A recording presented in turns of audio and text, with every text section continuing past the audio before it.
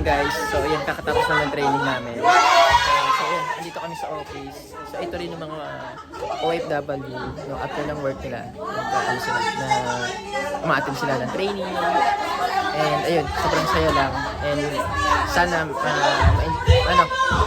ma-inspire din kayo na maging part ng community. So this is First Rigo community.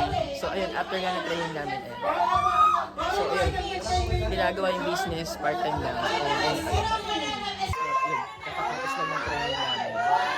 So ito yung mga OFW rin na ginagawa yung business. So ayan, so after ng training namin, may pa-surprise yung managing director namin. Yan, so good evening guys. So share ko lang sa inyo after ng training namin. Ayan. After ng training namin, so yun, may pa-surprise na mga gifts. So ito, yung community na sinasabi ko, yung French Revo, na pwede nyo gawin as OFW, especially yung mga tao nandito sa Qatar. And ito yung mga OFW friends na ginagawa yung business. So yan. And kung ano man yung background mo, pwede mo gawin yung business. So yun.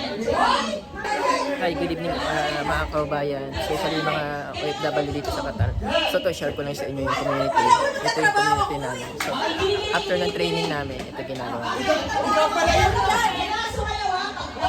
So ito mga OFWs din na ginagawa yung business.